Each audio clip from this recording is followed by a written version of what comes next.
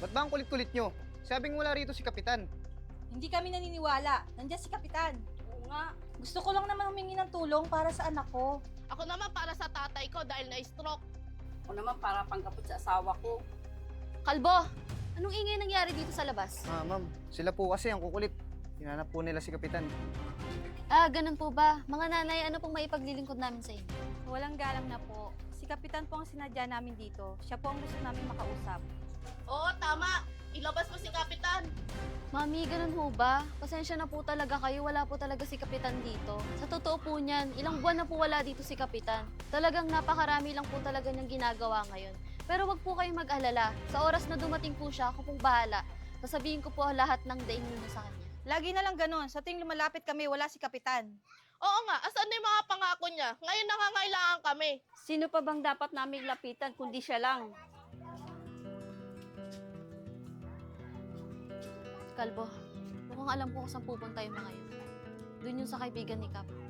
Yung magsasaka, sundan mo. Yes, ma'am. Bakit naman ganun, Baldog, yung nilapit mo sa aming Kapitan? Hindi naman maasahan. Hindi bale, gagawa na lang po ako ng paraan para maayos yung problema na to.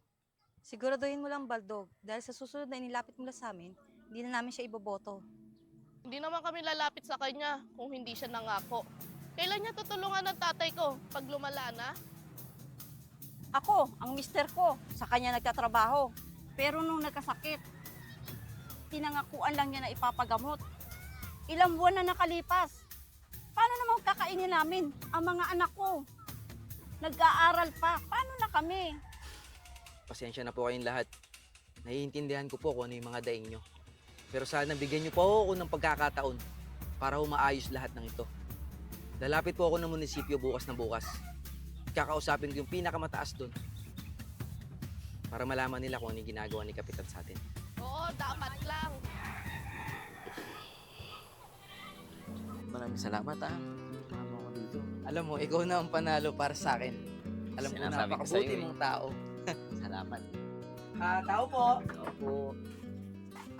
Atela, magandang hapon po. Oh, ano ang atin, Baldog? Siya nga po pala. Kasama ko yung bago nating kapitan na tumatakbo ngayon na si Kapitan Sian. Hello po, magandang hapon po. Ako po si Sian. Tumatakbo pong kapitan. Ayan. Baldog, sigurado ba yan? Alam mo ba yung kabila, pumunta dito, namimigay ng pera, 2,000, hindi namin tinanggap. Huwag po kayong mag-alala, ma'am. Ako po ay pag nanalo, ako na po ang bahala sa mga taong walang trabaho at may mga sakit. Ibang-iba po ako sa kanila. Asahan namin yan. Maraming salamat po. Basta alam mo na Oo, Baldog. Sian lang tayo. Thank you po, thank you po, thank you. Thank you po, makakaasa kayo. Salamat po, salamat. Thank you po. Katulad nga po ng lahat ng sinabi ni Kap sa inyo, makakaasa po kayo na tapat ang kanyang serbisyo para sa maliit nating barangay. Baka naman, kailangan ng trabaho ng asawa ko. Ay, huwag po kayong mag-alala. Ako na po ang bahala sa asawa niyo. Mahanapan po natin ng trabaho yan. Sa oras na manalo si Kap. Yes po. Yan, salamat. Kap, baka naman. Pag nanalo ka, bubong ko. Oo naman po. Pag nanalo po tayo, Asahan ko po yung boto nyo Oo naman, Kap. Sa'yo ng boto namin. Patong puso namin. Thank you po, thank you po. Sige po, mauna na po kami. Sige po. Maraming salamat po, Kap. Thank you po. Tay, huwag po kayong mag-alala. Kapag po ako ang nanalo, ipapagamot po natin yan. Kaysa naman po na lumala pa, di ba? Maraming salamat po, Kap. Ikaw ang iboboto namin. Salamat po. Maraming salamat po. Ano po? Mauna na po kami.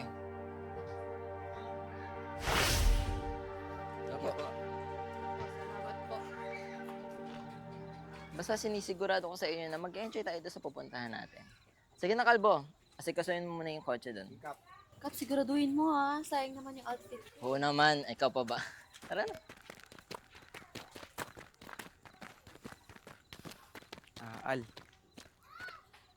Al, dito ka lang Huwag na huwag kang aalis dito. Hintayin mo ako, babalik ako kaagad. Kakausapin ko lang si Kap. Liwanag? Apo.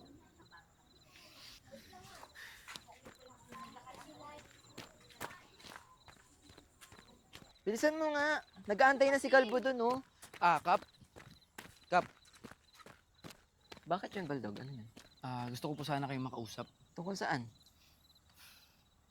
Tungkol po sa mga kabarangay natin. Ano naman nangyari sa mga kabarangay natin ngayon? Kap, wala po bang nakikwento sa inyo yung sekretarya niya? Yun ba, Baldog? Pasensya ka na, wala talaga tayong budget sa barangay ngayon, kaya hindi tayo makapagbigay ng tulong. Kap, di naman yun yung ibig ko sabihin eh. Ang ibig ko pong sabihin, sana po harapin niyo po yung mga tao. Tulad po nung pagharap nila sa'yo. Nung tumatakbo kayo. Tama po ba? Wala man tayong magagawa dun, Baldog eh. Kasi alam nga naman maglabas ako ng sarili kong pera para sa mga tao lang na humihingi ng tulong, di ba? Pero obligasyon niyo po yun. Wala nga tayong magagawa kasi wala nga pondo, di ba? Naiintindihan mo ba yun, Baldog? Yung sa akin naman kasi Kap sa akin po sila lumalapit pero hindi ko po alam kung ano po yung sasabihin ko sa kanila. Lagi po kayong wala. Hindi ko po alam kung totoong wala po talaga kayo sa opisina. Marami akong meeting, Baldog. Malamang wala ako doon. Andiyan ang sekretarya ko, Ba't bang kulit-kulit mo, Baldog? Kanina ko pa pinapaintindi sa'yo, di ba? Gusto mo ikaw maging kapitan? Sinasabi ko sa'yo Alam mo, una pa lang, duda na ako sa mga gagawin mo Sinuportahan kita. Sinuportahan ka ng mga taong nakapaligid sa'yo. Ano sukli ibibigay mo? Tapos yan lang ibabalik mo? Yung mga salita na walang pondo? Huwag mo nga akong lukuhin. Huwag mo akong gawing bata. Sana maisip mo yung sakripisyo na ginawa namin para lang manalo ka. Simple lang yung hinihingi ng mga tao. Tulungan mo sila kung ano yung ipinangako mo. Wala kang kwentang kapitan. Okay ka na? Kasi may gimmick pa kami. Kap. Ano ba? Ba't ang kulit mo? Huwag mo akong pinapangunahan, Alam kong ginagawa ko.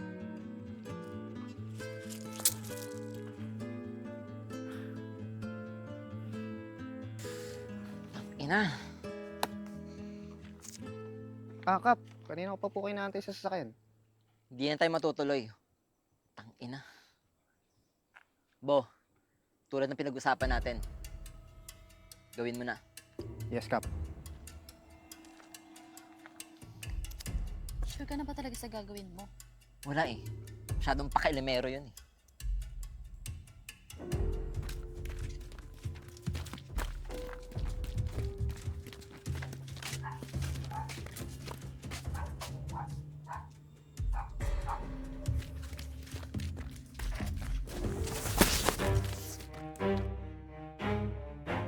Mukhang mahimbing natulog niyan, Oo, Kap.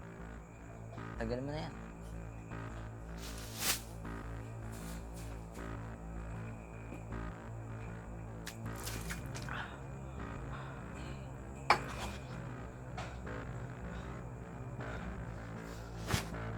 Ayoko sa lahat pinapakailaman. Masyado ka ng pakailamero. Si Kuya yun,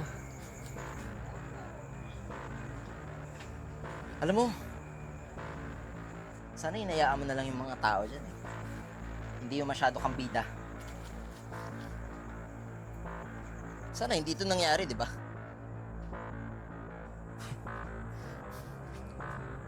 Tao ang gumagamit sa pera. Masyado ko nagpagamit sa pera. Talaga? Wala akong pake. Mula ngayon, kalimutan mo na naging magkaibigan tayo. Albo, ako nang bahala dyan. Sige, Kap. Ako na bahala.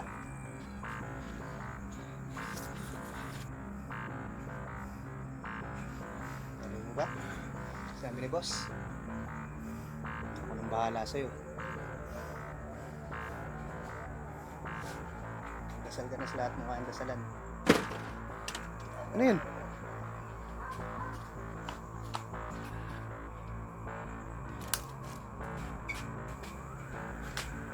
Al! Ano ginagawa mo dito? Kailangan kita tulungan, kuya.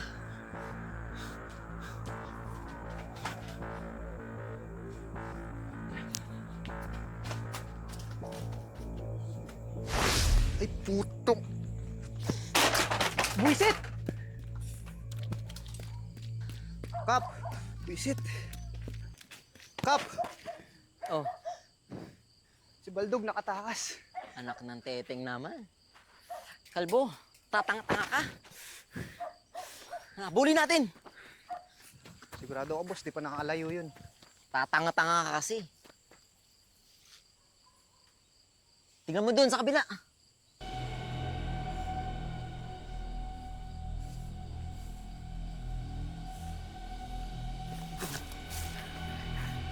Bakit pa kasi sumunod ka? Doon tayo.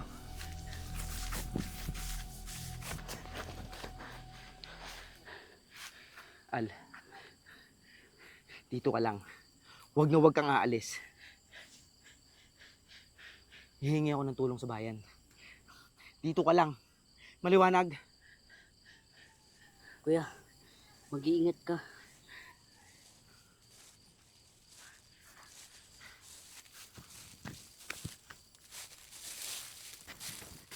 Kalbo! Ayun!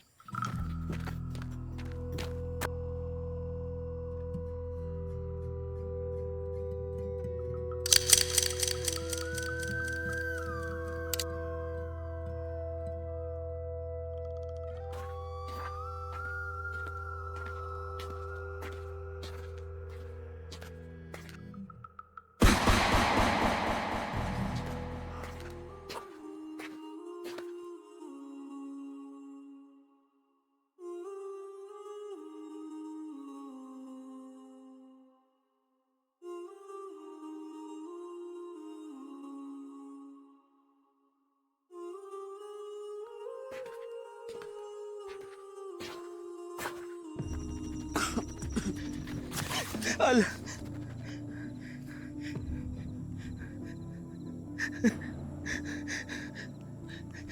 Patawarin mo ako, Al, ah. Iniwanan kita dito, ah. Kuya, tama mo ang mali. Patawarin mo.